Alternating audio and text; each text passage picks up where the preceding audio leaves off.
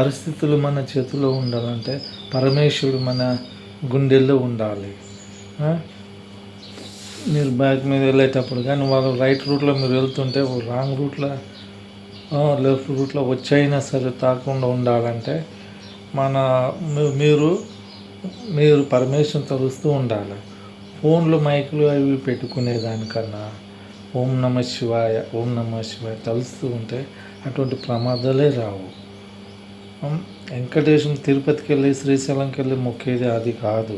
నేను ప్రయాణించేటప్పుడు ఓం నమో శివాయ ఓం నమ శివాయ ఉంటే చాలు, ప్రమాదాలు ఎట్టి పరిస్థితులు జరగవు. అటు కాకుండా డీజే పాటలు మైక్ పాటలు ఎన్నుకుంటా పోతారు.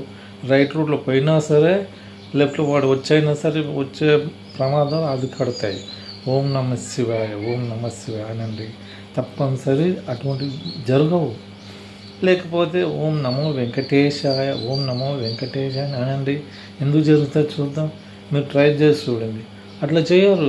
డీజే అవి చేసుకుంటా అవి ఉంటాయి. కానీ బైక్ మీద వెళ్ళేటప్పుడు అయినా దేవుని నమ్ముకుంటే మాట్లాడుకుంటా దేవుని ఓం నమ శివాయ అనుకుంటారు. లేకపోతే ఓం నమో వెంకటేశాయ నమో అనండి, ఎందుకు జరుగుతాయి? జరగవు ఎట్టి పరిస్థితులు అని చూడండి. ఇది కరెక్టే. చాలామంది చేసిన కొన్ని అట్లే నడుస్తున్నాయి మంచిగా అయితే. అది చేయండి.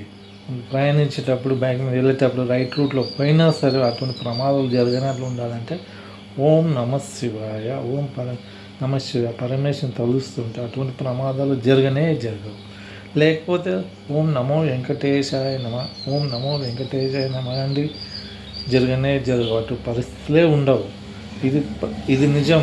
మీరు ట్రై చేసి చూడండి.